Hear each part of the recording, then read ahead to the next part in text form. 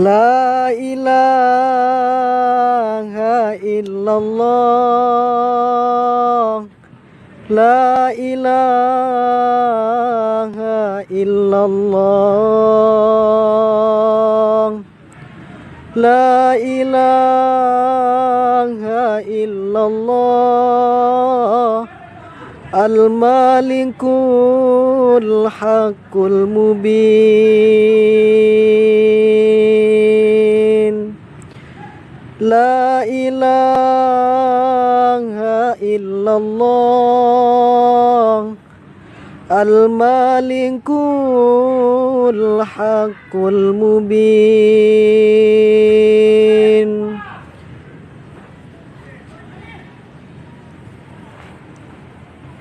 Kak, Mbak, maaf ya. Nggak apa-apa. Saya itu lapar. Nggak bawa makanan. Mau beli nggak? Beneran? Beli. Mau.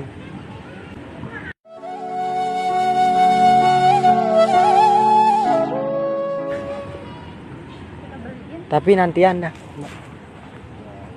Tapi mau kan temenan sama saya? Iya nggak apa-apa. Sini. Mau minum dulu?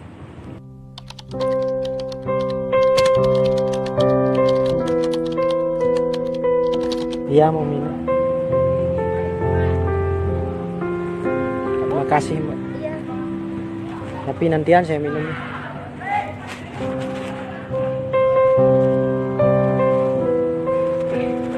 Enggak, saya mengganggu kan? Nggak apa-apa. Sini dah, Kak. La ilaha illallah. La ilaha illallah. La mawjuda illallah. Allahu ya khaliqal makhluk. Innal karim.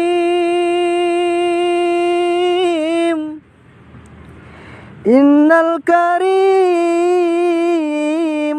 ya Allah. Innal karim.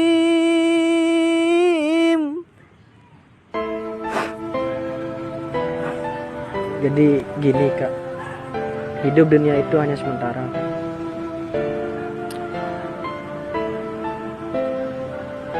Yang paling sempit dari semua, yang paling sempit di dunia ini adalah kuburan.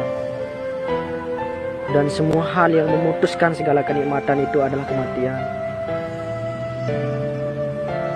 Jadi jangan pernah tertipu daya dengan sebuah kenikmatan dunia. Karena dunia itu hanyalah sebuah panggung sandiwara. Jangan sampai terlena dengan kehidupan dunia. Karena sejatinya dunia itu adalah suatu bentuk tipuan bagi mereka yang tidak menyadari suatu bentuk kekuasaan yang maha kuasa. Jadi kalian itu harus bisa jaga diri. Teruslah mengingat kematian. Karena kematian itu tidak tahu tempat. Dimanapun kita berada, kita tidak tahu kapan ajal kita menjemput. Jadi jangan pernah tinggi diri, tinggi hati. Jangan pernah sombong. Bagaimanapun prestasi kita, sebesar apapun yang kita miliki itu, kita tidak boleh bersombong diri. Karena semua itu hanyalah sebuah titipan. Baik itu adalah harta, sekaya apapun kita, Tuhan menitipkan harta buat kita agar kita mampu memberikan sebuah manfaat buat orang lain. Bukan malah tambah rakus sampai pada akhirnya menyalahgunakan ke hal yang tidak baik. Ya. Boleh saya ngaji. Kayak gini saya ya kalau ngaji.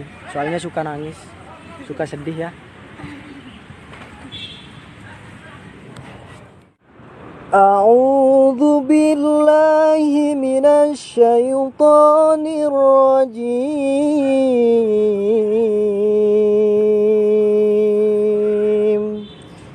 Bismillahirrahmanirrahim. Kullu nafsin dha'iqatul maut wa innama tuwaffawna ujurakum yaumal qiyamati faman zuhziha 'anil nari wa udkhilal jannata faqad faza wa mal hayatad dunya illa mata'ul ghurur. Sadaqallahul azim.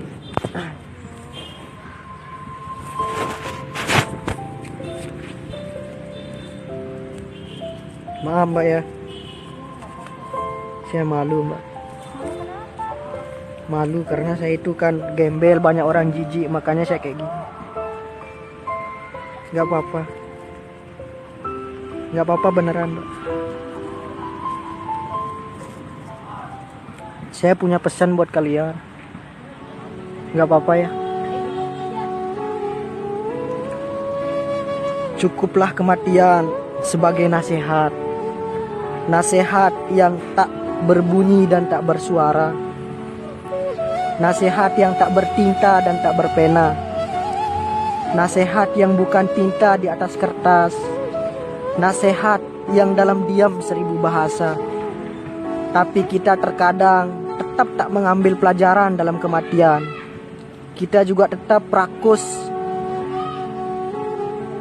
dan mengejar, dan kita kejar dunia seperti mengejar fata morgana. Kita sangka air yang dapat mengeringkan rasa haus kita. Namun semakin kita minum, semakin kita kering. Semakin kita minum, semakin kita rakus. Semakin kita telan, semakin kita kering. Semakin kita telan, semakin kita hampa. Sampai pada akhirnya kematian pun tiba.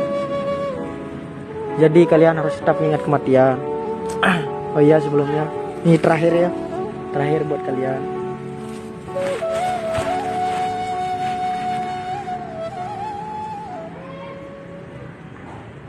Sallallahu ala Muhammad.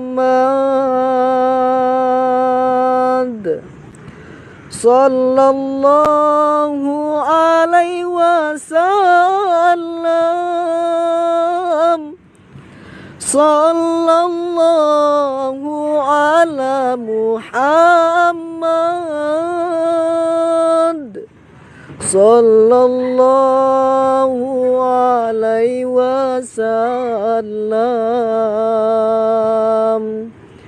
Ya Nabi salam alaika. Ya Rasul salam alaika. Ya Habib salam alaika. Salawatullah alaika. Jadi buat kalian masih muda kan, saya itu udah nggak punya orang tua. Saya itu hidup di jalan, makan sesuap nasi 1 hari 1 malam kalau.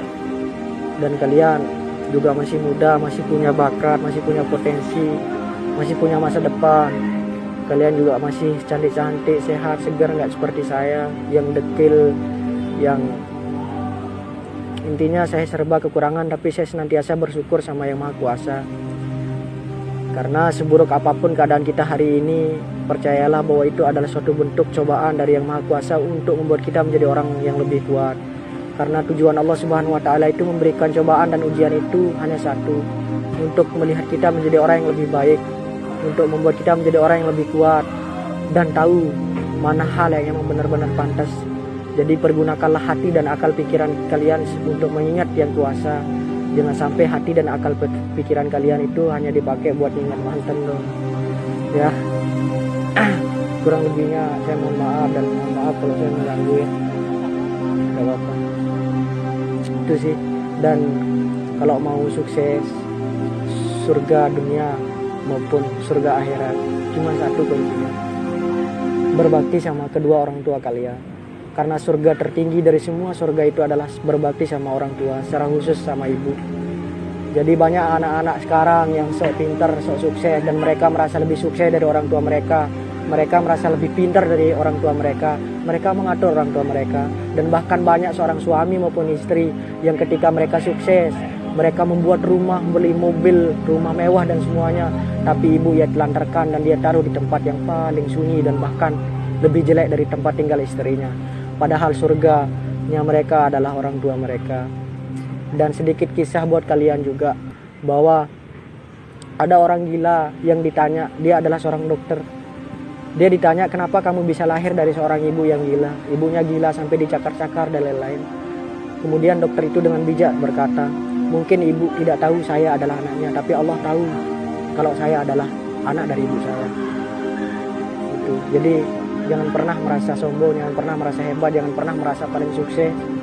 Walaupun setinggi apapun kesuksesan kita, tapi tetaplah rendah diri dan rendah hati di depan semua orang, termasuk orang tua kita. Ya, mohon maaf kalau saya mengganggu. Terima kasih. Sorry ya.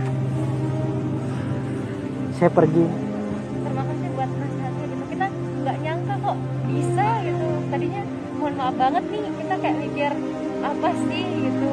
Tapi setelah ya emang gitu, kita emang nggak bisa menilai orang dari penampilan. Iya gitu. Jadi kita minta maaf juga, soalnya sempat mikir negatif gitu ya. Minta maaf. iya nggak apa-apa. Jadi kalau kita itu harus bisa tetap berpikir positif sama semua orang.